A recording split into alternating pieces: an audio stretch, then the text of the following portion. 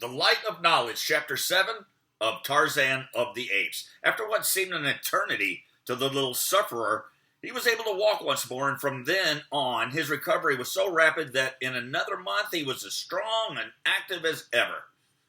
During his convalescence, he had gone over in his mind many times the battle with the gorilla, and his first thought was to recover the wonderful little weapon which had transformed him from a hopelessly outclassed weakling to the superior of the mighty terror of the jungle. Also, he was anxious to return to the cabin and continue his investigations of its wondrous contents. So, early one morning, he set forth alone upon his quest. After a little search, he located the clean-picked bones of his late adversary, and close by, partly buried beneath the fallen leaves, he found the knife, now red with rust from his exposure to the dampness of the ground and from the dried blood of the gorilla. He did not like the change in his former bright and gleaming surface, but it was still a formidable weapon, and one which he meant to use to advantage whenever the opportunity presented itself. He had in mind that no more would he run from the wanton attacks of old Tublat. In another moment he was at the cabin, and after a short time had again thrown the latch and entered. His first concern was to learn the mechanism of the lock, and this he did by examining it closely while the door was open, so that he could learn precisely what caused it to hold the door, and by what means it released at his touch. He found that he could close and lock the door from within, and this he did so that there would be no chance of his being molested while at the investigation. He commenced a systematic search of the cabin, but his attention was soon riveted by the books, which seemed to exert a strange and powerful influence over him, so that he could scarce attend to aught else for the lure of the wondrous puzzle which their purpose presented to him. Among the other books were a primer, some child's readers, numerous picture books, and a great dictionary. All of these he examined, but the pictures caught his fancy most, though the strange little bugs which covered the pages were there, where there were no pictures, excited his wonder and deepest thought. Squatting upon his haunches on the tabletop in the cabin his father had built, his smooth, brown, naked little body bent over the book which rested in his strong, slender hands, and his great shock of long, black hair falling about his well-shaped head and bright, intelligent eyes, Tarzan of the Apes, little primitive man, presented a picture filled at once with pathos and a promise, an allegorical figure of the primordial groping through the black night of ignorance toward the light of learning.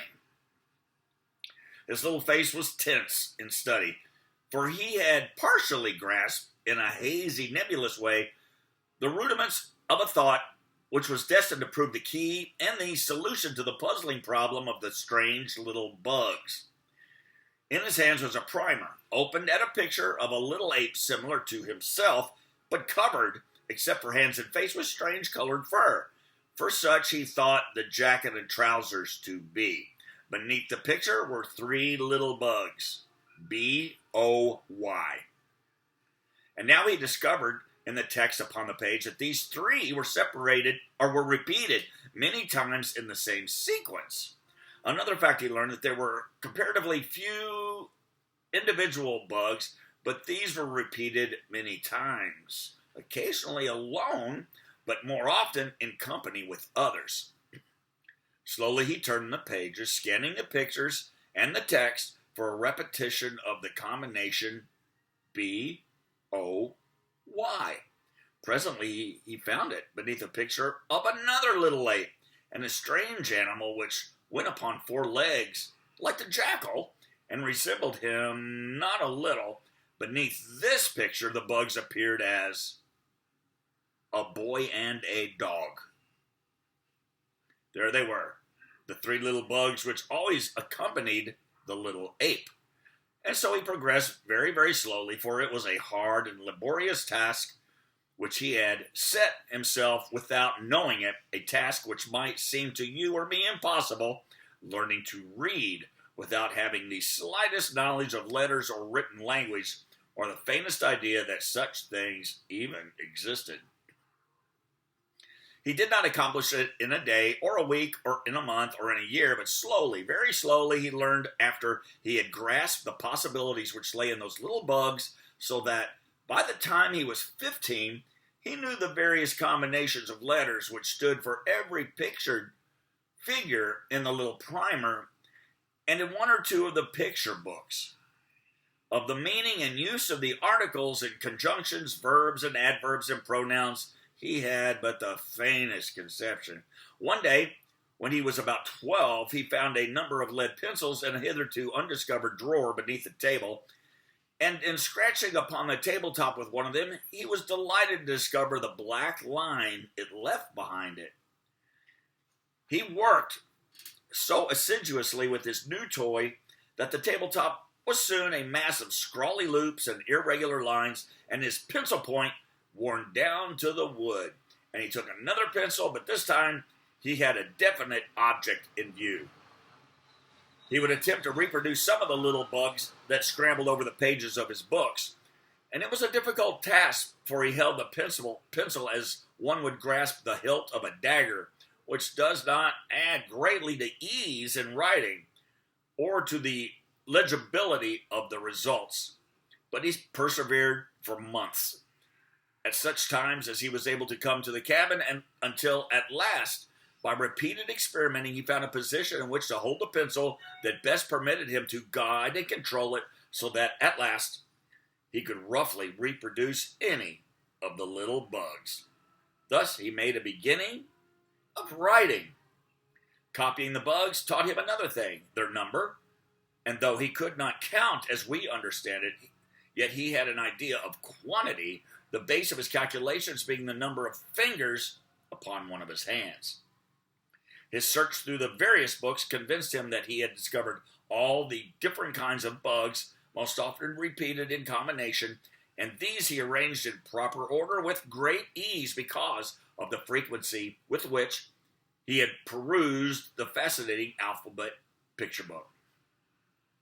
His education progressed, but his greatest finds were in the inexhaustible storehouse of the huge illustrated dictionary, for he learned more through the medium of pictures than text, even after he had grasped the significance of the bugs. When he discovered the arrangement of words in alphabetical order, he delighted in searching for and finding the combinations with which he was familiar, and the words which followed them, their definitions, led him still into the mazes of erudition. By the time he was 17, he had learned to read the simple child's primer and had fully realized the true and wonderful purpose of the little bugs. No longer did he feel shame for his hairless body or his human features, for now his reason told him that he was of a different race from his wild and hairy companions. He was an M-A-N. They were A-P-E-S, and the little apes which scurried through the forest top were M-O-N-K-E-Y-S. He knew, too, that Old Saber was a L-I-O-N-E-S-S, and his style was a S-N-A-K-E, and Tantor an E-L-E-P-H-A-N-T. So he learned to read. From then on, his progress was rapid. With the help of the great dictionary and the active intelligence of a healthy mind, endowed by an inheritance with more than ordinary reasoning powers, he shrewdly guessed at much which he could not really understand, and more than not, his guesses were close to the mark of truth. There were many breaks in his education caused by the migratory habits of his tribe, but even when removed from his books, his active brain continued to search out the mysteries of his fascinating avocation. Pieces of bark and flat leaves and even smooth stretches of bare earth provided him with copybooks whereon to scratch with the point of his hunting knife the lessons he was learning. Nor did he neglect the sterner duties of life while following the bent of his inclination toward the solving of the mystery of his library. He practiced with his rope and played with his sharp knife, and he had learned to keep keen by whetting upon flat stones. The tribe had grown larger since Tarzan had come among them, and for under the leadership of Kerchak, they had been able to frighten the other tribes from their part of the jungle so that they had plenty to eat and little or no less from predatory incursions of neighbors. Hence, the younger males, as they became adult, found it more comfortable to take mates from their own tribe, or if they captured one of another tribe, to bring her back to Kerchak's band and live in amity with them rather than to attempt to set up new establishments of their own or fight with the redoubtable Kerchak for supremacy at home. Occasionally, one more ferocious than his fellows would attempt this latter alternative, but none had come yet who could wrest the palm of victory from the fierce and brutal ape. Tarzan held a peculiar position in the tribe. They seemed to consider him one of them, and yet in some way different. The older males either ignored him entirely or else hated him so vindictively that but for his wondrous agility and speed and the fierce protection of the huge Kala, he would have been dispatched at an early age. Tublat was his most consistent enemy, but it was through Tublat that when he was about 13, the persecution of his enemies suddenly ceased, and he was left severely alone, except on the occasions when one of them ran amok in the throes of one of those strange, wild fits of insane rage which attacks the males of many of the fiercer animals of the jungle. Then none was safe. On the day that Tarzan established his right to respect, the tribe was gathered about a small, natural amphitheater which the jungle had left free from its entangling vines and creepers in a hollow among some low hills. The open space was almost circular in shape. Upon every hand rose the mighty giants of the untouched forest, with the matted undergrowth banked so closely between the huge trunks that the only opening into the little level arena was through the upper branches of the trees. Here, safe from interruption, the tribe often gathered.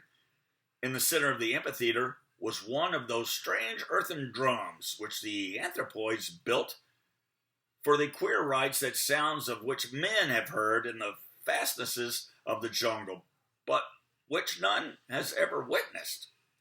Many travelers have seen the drums of the great apes, and some have heard the sounds of their beating and the noise of the wild, weird revelry of these first lords of the jungle. But Tarzan, Lord Greystoke, is doubtless the only human being who had ever joined in the fierce, mad, intoxicating revel of the dum-dum drum. From this primitive function has risen, unquestionably, all the forms and ceremonials of modern church and state, for through all the countless ages, back beyond the uttermost ramparts of a dawning humanity, our fierce, hairy forebears danced out the rites of the dum-dum to the sound of their earthen drums beneath the bright light of the tropical moon in the depth of a mighty jungle which stands unchanged today, as it stood on that long-forgotten night in the dim, unthinkable vistas of the long-dead past, when our first shaggy ancestor swung from a swaying bough and dropped lightly upon the soft turf of the first meeting place. On the day that Tarzan won his emancipation from the persecution that had followed him remorselessly for 12 of his 13 years of life, the tribe, now a full 100 strong, trooped silently through the lower terrace of the jungle trees and dropped noiselessly upon the floor of the amphitheater. The rites of the dum-dum marked important events in the life of the tribe: a victory, the capture of a prisoner, the killing of some large, fierce denizen of the jungle, the death or accession of a king, and were conducted with set ceremonialism. Today it was the killing of a giant ape, a member of another tribe, and as the people of Kerchak entered the arena, two mighty bulls were seen bearing the body of the vanquished between them. They laid their burden before the earthen drum and then squatted there beside it as guards, while the other members of the community curled themselves in grassy nooks to sleep until the rising moon should give the signal for the commencement of their savage orgy. For hours, absolute quiet reigned in the clearing, except as it was broken by the discordant notes of brilliantly feathered parrots, or the screeching and twittering of the 1,000 jungle birds flitting ceaselessly amongst the vivid orchids and flamboyant blossoms which festoon the myriad moss-covered branches of the forest kings. At length, as darkness settled upon the jungle, the apes commenced to bestir themselves, and soon they formed a great circle about the earthen drum. The females and young squatted in a thin line at the outer periphery of the circle, while just in front of them ranged the adult males. Before the drum sat 3 old females, each armed with a knotted branch 15 or 18 inches in length. Slowly and softly, they began tapping upon the resounding surface of the drum as the first faint rays of the ascending moon silvered the encircling treetops. As the light in the amphitheater increased, the females augmented the frequency and force of their blows until presently a wild, rhythmic din pervaded the great jungle for miles in every direction. Huge, fierce brutes stopped in their hunting, with up-pricked ears and raised heads, to listen to the dull booming that betokened the dum-dum of the apes. Occasionally one would raise the shrill scream or thunderous roar in answering challenge to the savage din of the anthropoids, but none came near to investigate or attack, for the great apes, assembled in all the power of their numbers, filled the breasts of their jungle neighbors with deep respect. As the din of the drum rose to the deafening volume, Kerchak sprang into the open space between the squatting males and the drummers.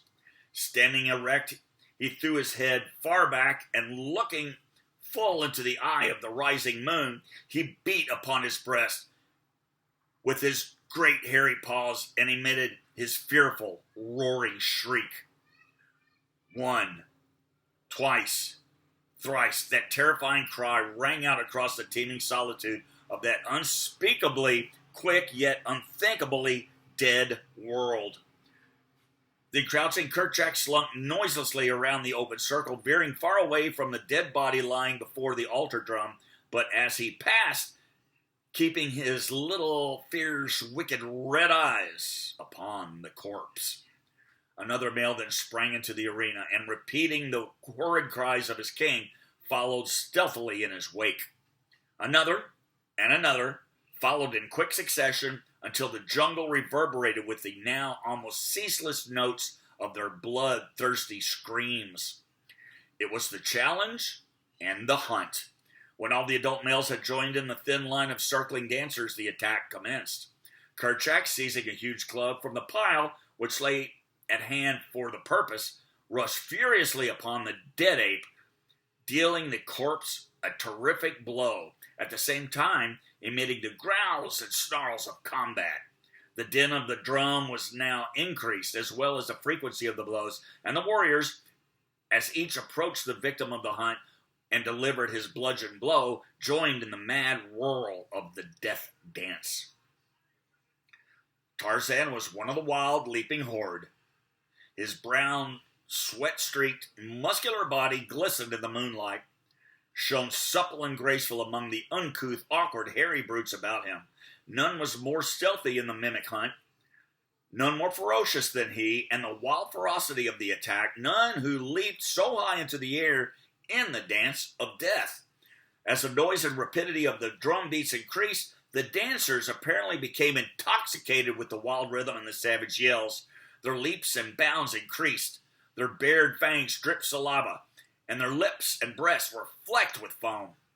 For half an hour the weird dance went on, until, at a sign from Kerchak, the noise of the drums ceased, the female drummers scampering hurriedly through the line of dancers toward the outer rim of squatting spectators. Then, as one, the males rushed headlong upon the thing which their terrific blows had reduced to a mass of hairy pulp. Flesh seldom came to their jaws in satisfying quantities, so a fit finale to the wild revel was a taste of fresh killed meat and it was to the purpose of devouring their late enemy that they now turned their attention. Great fangs sunk into the carcass, tearing away huge chunks, the mightiest of the apes obtaining the choicest morsels, while the weaker circled the outer edge of the fighting, snarling pack, awaiting their chance to dodge in and snatch a dropped tidbit or filch a remaining bone before all was gone. Tarzan, more than the apes, craved and needed flesh. Descended from a race of meat-eaters, never in his life, he thought, had he once satisfied his appetite for animal food, so now his agile little body wormed its way far into the mass of struggling, rending apes in an endeavor to obtain a share which his strength would have been unequal to the task of winning for him. At his side hung the hunting knife of his unknown father in a sheath self-fashioned in copy of one he had seen among the pictures of his treasure books. At last he reached the fast-disappearing feast, and with his sharp knife slashed off a more generous portion than he had hoped for, an entire hairy forearm, where it protruded from beneath the feet of the mighty Kerchak, who was so busily engaged in perpetuating the royal prerogative of gluttony that he failed to note the act of lèse-majesté. Little French there. So little Tarzan wriggled out from beneath the struggling mass, clutching his grisly prize close to his breast. Among those circling futilely the outskirts of the banqueters was old Tublat. He had been among the first at the feast, but had retreated with a goodly share to eat in quiet, and was now forcing his way back for more. So it was that he spied Tarzan as the boy emerged from the clawing, pushing throng with that hairy forearm hugged firmly to his body. Tublat's little, close-set, bloodshot pig eyes shot wicked gleams of hate as they fell upon the object of his loathing. In them, too, was greed for the toothsome dainty the boy carried. But Tarzan saw his arch-enemy as quickly, and divining what the great beast would do, he leaped nimbly away through the females and the young, hoping to hide himself among them. Tublat, however, was close upon his heels, so that he had no opportunity to seek a place of concealment, but saw that he would be put to it to escape at all. Swiftly he sped toward the surrounding trees, and with an agile bound gained a lower limb with one hand, and then transferring his burden to his teeth, he climbed rapidly upward, closely followed by Tublat. Up he went to the waving pinnacle of a lofty monarch of the forest, where his heavy pursuer dared not follow him. And there he perched, hurling taunts and insults at the raging, foaming beast 50 feet below him. And then Tublat went mad. With horrifying screams and roars, he rushed to the ground among the females and young, sinking his great fangs into a dozen tiny necks and tearing great pieces from the backs and breasts of the females who fell into his clutches. In the brilliant moonlight, Tarzan witnessed the whole mad carnival of rage. He saw the females and the young scamper to the safety of the trees. Then the bulls in the center of the arena felt the mighty fangs of their demented fellow, and with one accord they melted into the black shadows of the overhanging forest. There was but one in the amphitheater beside Tublat, a belated female running swiftly toward the tree where Tarzan perched, and close behind her came the awful Tublat. It was Kala, and as quickly as Tarzan saw that Tublat was gaining on her, he dropped with the rapidity of a falling stone from branch to branch toward his foster mother. Now she was beneath the overhanging limbs, and close above her crouched Tarzan, waiting the outcome of the race. She leaped into the air, grasping a low-hanging branch, but almost over the head of Tublat, so neatly had he distanced her. She would have been safe now, but there was a rending, tearing sound. The branch broke and precipitated her full upon the head of Tublat, knocking him to the ground. Both were up in an instant, but as quick as they had been, Tarzan had been quicker, so that the infuriated bull found himself facing the man-child who stood between him and Kala. Nothing could have suited the fierce beast better, and with a roar of triumph he leaped upon the little Lord Greystoke. but his fangs never closed in that nut-brown flesh. A muscular hand shot out and grasped the hairy throat, and another plunged a keen hunting knife 12 times into the broad chest. Like lightning the blows fell, and only ceased when Tarzan felt the limp form crumble beneath him. As the body rolled to the ground, Tarzan of the Apes placed his foot upon the neck of his lifelong enemy and, raising his eyes to the full moon, threw back his fierce young head and voiced the wild and terrible cry of his people. One by one, the tribe swung down from their arboreal retreats and formed a circle about Tarzan and his vanquished foe. When they had all come, Tarzan turned toward them. "I am Tarzan," he cried. "I am a great killer. Let all respect Tarzan of the Apes and Kala, his mother. There be none among you as mighty as Tarzan. Let his enemies beware." Looking full into the wicked red eyes of Kerchak, the young Lord Greystoke beat upon his mighty breast and screamed out once more his shrill cry of defiance. The end. That's chapter 7. Chapter 8, which I'll do soon. Tomorrow's my birthday, so I won't be doing it then. I'm going to go see Sammy Hagar at the Coffee Butler Amphitheater on the ocean. The next chapter is called The Treetop Hunter. So chapter 8 be coming up soon. Thank you for sitting.